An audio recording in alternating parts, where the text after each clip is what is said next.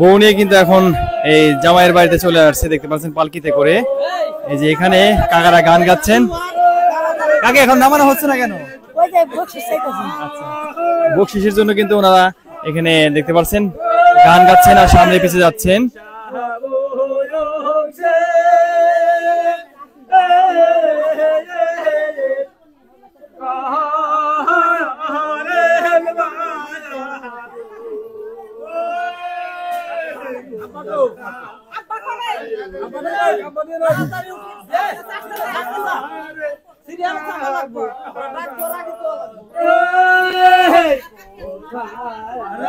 পালকির বিয়ে কিন্তু খুব আনন্দ হয়, দেখতে পাচ্ছেন শত শত মানুষ কিন্তু এখানে এই জামাই বউকে দেখতে আসছেন।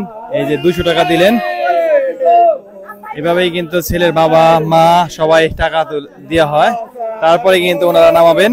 তার আগে কিন্তু বউ জামাই কাউকে নামতে দিবে না।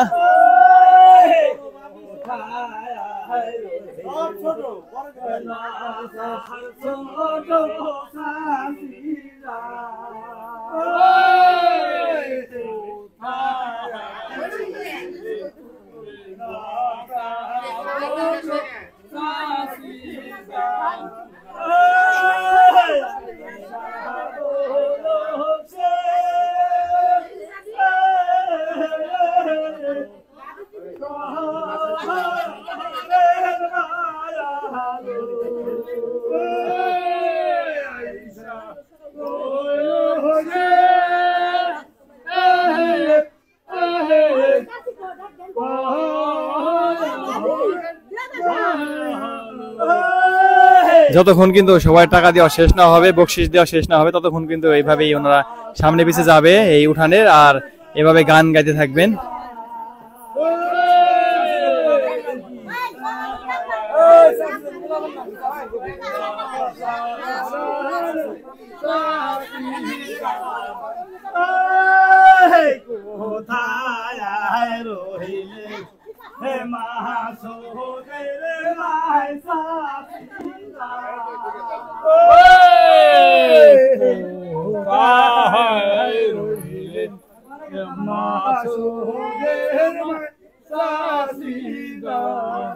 খুবই সুন্দর চমৎকার গ্রাম বাংলার এই বিয়ে কিন্তু এমনিতে অনেক মজা হয়। তারপরে যদি পালকিতে হয়ে থাকে, দেখতে পাচ্ছেন এই যে জামাই বউ কিন্তু এখনো এই পালকির ভিতরে আছে। প্রায় 10 মিনিট হয়ে গেলে এইভাবেই ওনারা হাঁটতেছে উঠানের ভিতরে, সামনে যাচ্ছে আর পিছনে যাচ্ছে।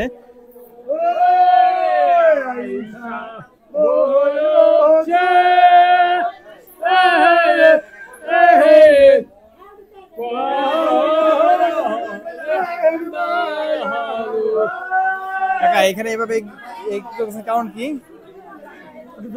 বকশিসের জন্য না? সব বিয়েতে আপনারা এরকম করেন? হ্যাঁ, সব বিয়েতে কিন্তু ওনারা এইভাবে বকশিস তুলে থাকেন, দেখতে পাচ্ছেন এই যে।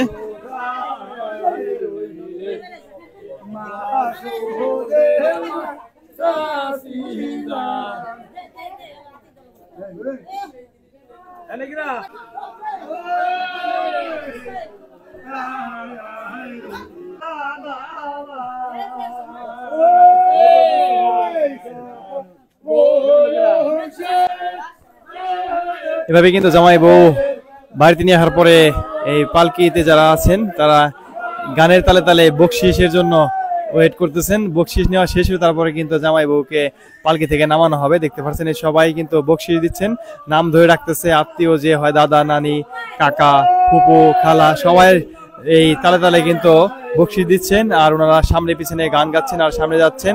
এভাবে কিন্তু গ্রাম বাংলার ঐতিহ্যবাহী পালকিতে বিয়ে হয়ে থাকে, অনেক আনন্দের সাথে এই বিয়ে সম্পূর্ণ হয়। এই যে এখন জামাই বের হচ্ছেন।